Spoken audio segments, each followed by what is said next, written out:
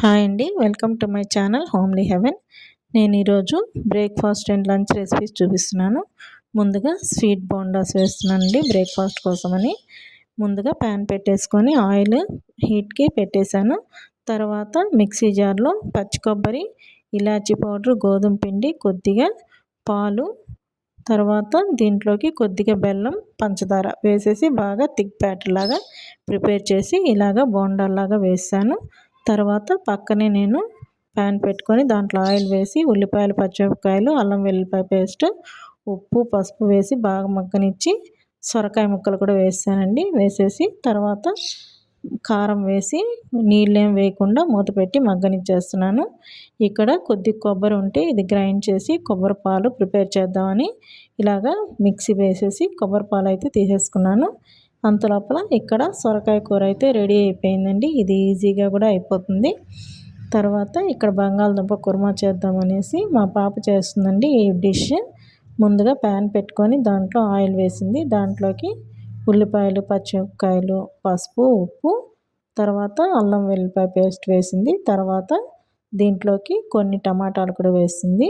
ఈ టమాటాలు కొద్దిగా మగ్గిన తర్వాత దీంట్లోకి కొద్దిగా పెరుగు వేయాలండి. పెరుగు వేస్తే మనం ఇట్లా మసాలా రైస్ చేసినప్పుడు కుర్మాలా చేసుకుంటాం కదా, దాంట్లోకి పెరుగు వేస్తే టేస్ట్ అయితే బాగుంటుంది, గ్రేవీ కూడా బాగా వస్తుందండి. కాబట్టి ఇలా కొద్దిగా పెరుగు వేసి కట్ చేసి పెట్టుకున్న కొన్ని బంగాళదుంపల ముక్కలు కూడా వేసేసింది. దీనికి బంగాళదుంపలు అంటే బాగా ఇష్టము. దేంట్లోకైనా బంగాళదుంప కుర్మలాగా అలాగా చేసుకుంటూ ఉంటుంది. బంగాళదుంప ఫ్రై కానీ ఇటువంటివి చాలా ఇష్టం అండి. అందుకోసమని ఈరోజు బంగాళదుంప కుర్మా చేసుకుంటుంది.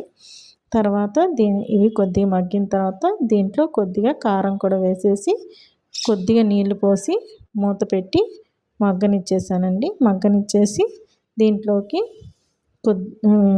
బాగా మగ్గిన తర్వాత దీంట్లోకి కొద్దిగా కస్తూరి మేతి కూడా వేసాను. కస్తూరి మేతి వేసేసి విజిల్ పెట్టేసానండి. విజిల్ పెట్టేసి ఒక 3 విజిల్స్ వచ్చిన తర్వాత ఆపేయాలి. ఇట్లా విజిల్ తీసేసిన తర్వాత కొద్దిగా నీళ్ళగా ఉందండి కూర, కాబట్టి ఇంకొద్దిగా చిక్కపడాలి కాబట్టి ఇది పక్కన స్టవ్ మీద షిఫ్ట్ చేశాను.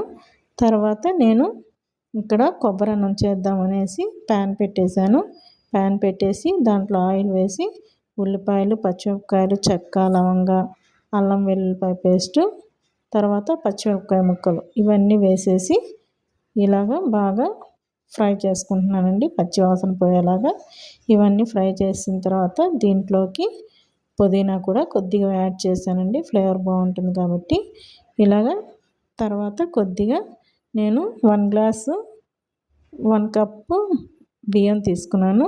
దాంట్లోకి 1 కప్ ఏమో కొబ్బరి పాలు వేసాను, ఇంకొక 1/2 కప్ ఏమో మామూలు పాలు వేసానండి. కాచి చల్లార్చిన పాలు టేస్ట్ బాగుంటుంది.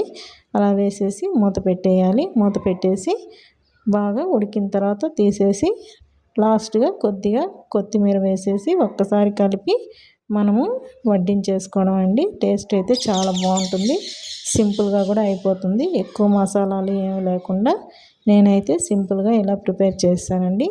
దీంట్లోకి బంగాళదుంప కుర్మా కూడా రెడీ అయిపోయింది. ఈ రెండింటి కాంబినేషన్ చాలా బాగుంటుందండి. Please like, share and subscribe my channel.